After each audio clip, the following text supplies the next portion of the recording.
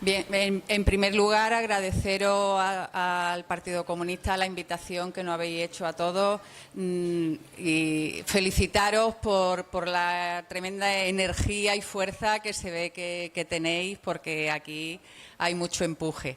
Desde el punto de vista de la pregunta sobre la experiencia, la enseñanza y las dificultades en el trabajo conjunto que podemos tener todos, si intento tomar distancia desde la lejanía para tener una visión más de conjunto, pues ciertamente podemos comprobar que sí que ha habido consenso y ha habido avances importantes en logro y en conseguir ponernos de acuerdo en muchas de las cosas, en muchas de las luchas que tenemos abiertas, que son muchas. Pero también se puede vislumbrar desde esa distancia algunos de los deterioros que afean a veces el paisaje y el panorama que tenemos de conjunto entre todas las fuerzas que tenemos que sumar para cambiar el modelo que tenemos y el sistema que nos está agobiando. Hace ya casi 7 años que todos nos dimos cita en las plazas, las plazas recuperaron esa visión y como lugar de encuentro y de espacio para la reivindicación. Vimos que era posible desde ahí, como ciudadanas, no solo preocuparnos, reclamar y reivindicar muchas cosas, sino actuar como actores políticos, porque era importante para la ciudadanía cambiar el rumbo, porque se estaban produciendo muchísimas precarizaciones en las vidas de todos nosotros, y desde ese punto de vista podíamos y queríamos ejercer el poder. Se formaron asambleas y se formó un movimiento del que se tomó impulso en determinadas fuerzas, organizaciones políticas que surgimos en esos momentos. Además, en esa revolución que apareció en las plazas, la palabra clave, la que todos usábamos, era la de la indignación. Todos estábamos indignados. Pues bien, las causas y las estructuras de poder que propiciaban esa indignación, desgraciadamente, siguen muy presentes y más fuertes y agresivas, si cabe, en la actualidad. Creíamos que la crisis era de verdad la oportunidad para cambiar y empezar a construir entre todas un camino hacia esa sociedad más justa, más equitativa y, en definitiva, más feliz. Y lo que por el camino hemos ido aprendiendo es que el enemigo es más poderoso de lo que habíamos calculado, y por eso tenemos que perseverar en el intento, porque realmente es difícil. Para seguir, no podemos olvidar esa indignación, tenemos que hacerlo juntas y hay que seguir sumando voluntades e ilusiones. Es cierto que no va a bastar con la voluntad de ir juntos ni con la voluntad de trascender diferencias, a la vez que respetar la pluralidad de las identidades políticas en las que todos nos inscribimos. Creo que se han logrado avances muy importantes, en algunos casos más que en otros. Muchas de las iniciativas municipalistas, las que están gobernando, las que están en la oposición, realmente están haciendo una labor muy importante. Y eso nos sirve de acicate para continuar en ese camino. Espero también que compartamos la necesidad de someter la dimensión del crecimiento de la economía a los límites planetarios y que no se vea a la ecología política como el discurso verde que adorna a un programa, sino como el eje transversal importante, lo mismo que el feminismo, que lo trasciende. En lo próximo, en lo local, creo que compartimos la reivindicación firme en la ejecución de políticas que vayan encaminadas a asegurar todos los derechos sobre los que descansa el bienestar de las personas, como la vivienda, la energía, el trabajo, pensiones, la brecha de género, porque queremos construir un país en el que nuestras identidades nacionales quepan en él. Asumo también que ese espacio de convivencia socioeconómico común que tenemos que construir incluya el cuidado de los ecosistemas que lo sustentan y que nos sustentan a todos. Para mí es evidente que existe espacio de análisis y de proposición compartido y, por tanto, no tenemos excusa en hacerlo realidad. Acabo esta primera pregunta Y también voy a iniciar la siguiente porque me parece importante, con una cita de alguien que nos resultará familiar.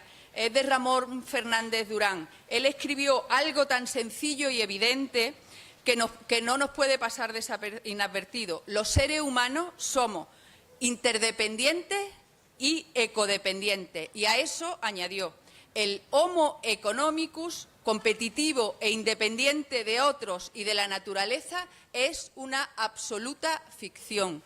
Y también quería corroborar lo que ha comentado. Bueno, ha habido comentarios muy valiosos entre los intervinientes que llevamos hasta ahora, y focalizar en la importancia de los fines y los instrumentos. Y lo fundamental son los fines. Y los fines yo creo que todos los compartimos en estos momentos.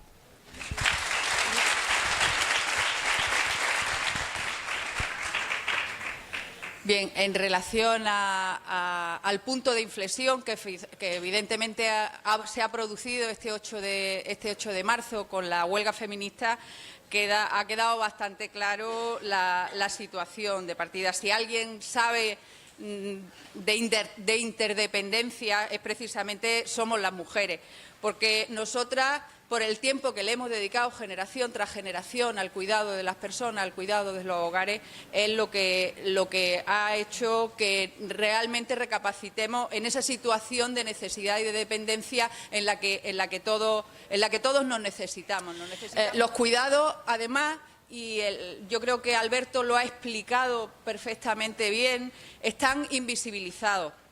No valen nada para el mercado, como tampoco se valoran los servicios ecosistémicos que provee el planeta. Por ejemplo, el ciclo del agua o la polinización, lo mismo que los cuidados que necesitamos todos. Por eso resaltaba antes, en mi última intervención, el valor que tiene el reconocer que somos interdependientes y ecodependientes.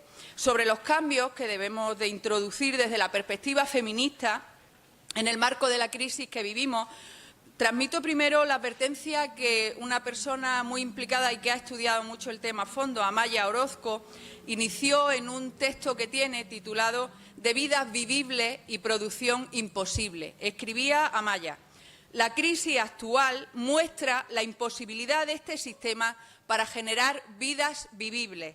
Desde la izquierda corremos el riesgo de ver la producción como única alternativa frente al pandemonium de los mercados financieros». Creo que la perspectiva feminista provee una apuesta analítica y política que tiene como característica primordial el colocar la sostenibilidad de la vida en el centro. Poner la vida en el centro significa poner en valor las actividades no monetarizadas, sin las cuales el sistema socioeconómico actual no se sostendría.